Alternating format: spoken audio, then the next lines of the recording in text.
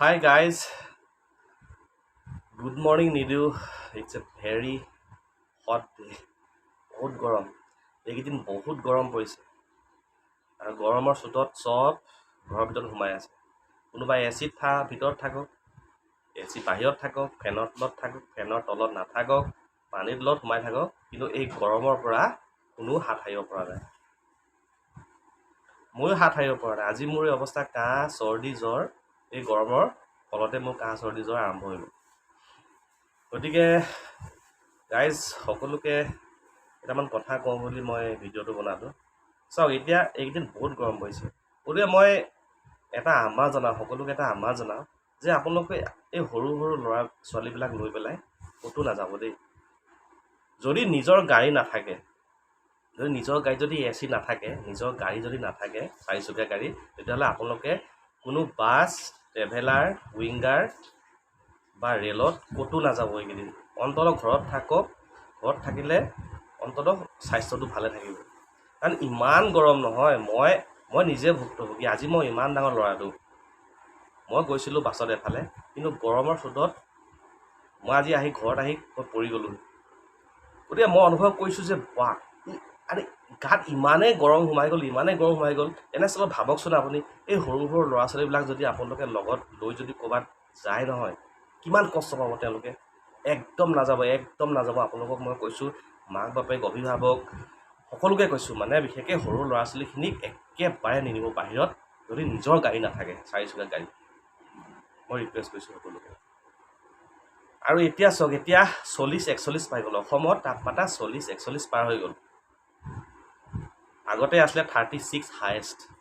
কেলৈ হৈছে কওকচোন? গছ বন কাটি শেষ কৰিলে মানুহে। পাহাৰ টকলা ক'ৰ পৰা হ'ব? গতিকে আমি এই বাৰিষা মাহটোত আমি গছ পুলি আমি ৰুব লাগিব। আমি গছ ডাঙৰ দীঘল আমি প্ৰতিপালন কৰিব লাগিব, ডাঙৰ দীঘল কৰিব লাগিব। যদি আমি নলগাওঁ বা আমাৰ যদি চৌপাশৰ পৰিৱেশটো যদি আমি সেউজীয়া কৰি নাৰাখোঁ নহয়, আমাৰ এই যে আজি গৰম অনুভৱ কৰিছোঁ তাতকৈ দুগুণ হ'বগৈ।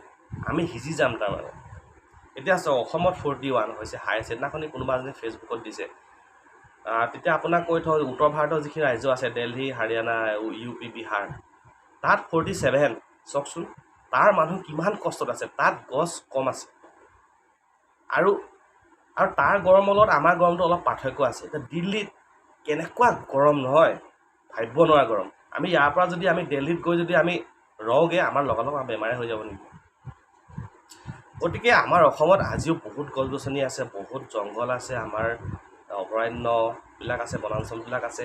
আমি অন্ততঃ এতিয়া আমাৰ চৌপাশৰ পৰিৱেশটো আমি সেউজীয়া কৰিব লাগে। আমি গছ থাকিলেহে আমি জীয়াই থাকিম। এইটো আপোনালোকে একেবাৰে সদায় আপোনালোকে মনত ৰাখক। আমাক নহ'লে কোনো বচাব নোৱাৰে।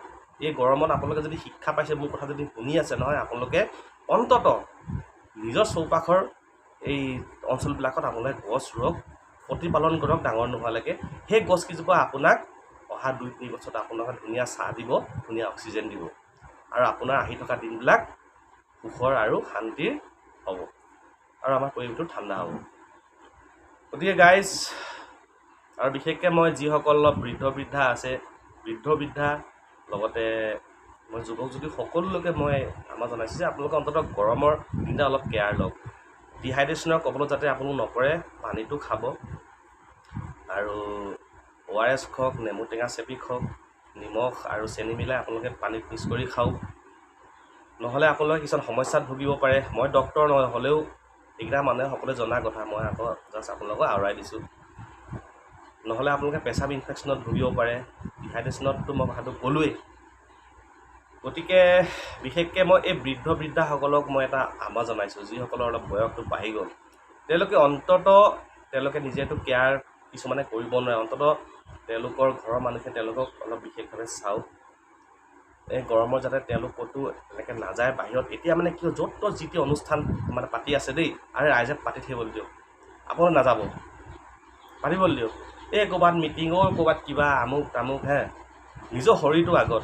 শৰীৰটো যদি আপোনাৰ ঠিকে নাথাকে, আপুনি একো কাম কৰিব নোৱাৰে ইন ফিউচাৰ, গম পায়নে? গতিকে মই সকলোলৈকে মই আহ্বান জনালোঁ আৰু মই নিজে এতিয়া ফেনৰ তলত বহিও মই ৰক্ষা পোৱা নাই।